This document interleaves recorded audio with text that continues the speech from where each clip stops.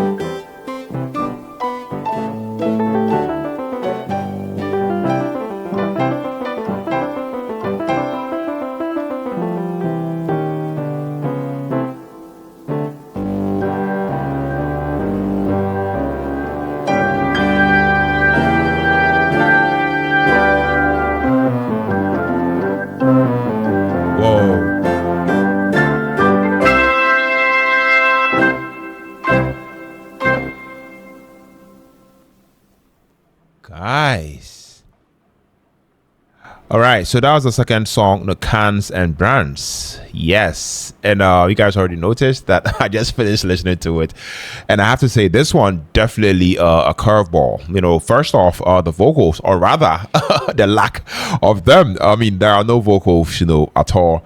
On this song, which immediately, sets this track, apart, from most of, the songs, off of this album, so yeah, if you are coming and expecting John Addison's, siren voice, I feel like this will catch you off guard. This is purely instrumental, and it feels intentional. I have to say, almost like a pause button, on the album, where the band lets the music, speak entirely, for itself.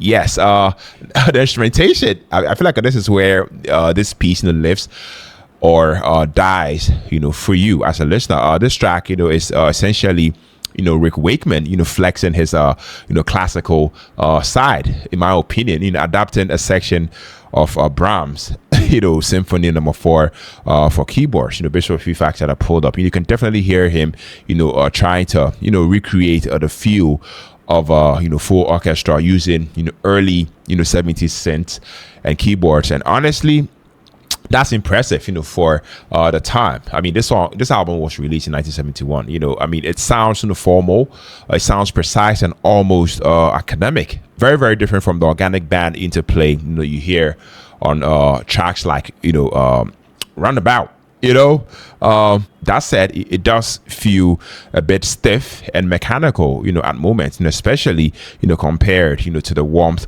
of a real orchestra. As for what this is all about, I mean, there's no lyrical narrative here. This is more about musical translation than storytelling, if you ask me. I mean, it's this band tipping their hats to classical music and showing how progressive rock can borrow directly from composers like Brand. In that sense, I mean, it's more of a statement piece than a song meant to move you emotionally. It feels like an interlude, a showcase, or even a technical exercise rather than a fully a realized composition. Overall, for my honest take, I mean, Cans and Brahms feel more like curiosity than a highlight. I appreciate it for what it represents, the ambition, the classical influence, and Rick Wakeman's skill, but it doesn't hit me emotionally the way the rest of this album, Fragile, does. I mean, it's interesting. I mean, I love the fact that it's interesting. I love the fact that it's bold, and it also brief, and a little cold. I don't hate it, and I don't love it. you know, I respect it. And in the context, you know, of this album, you know, definitely works, you know, as a quick, you know, detour before, you know, yes, you know, push you back into their more familiar, expansive sound. But yeah, that is just me. Let me know what you guys, you know, think about this one down the comment section.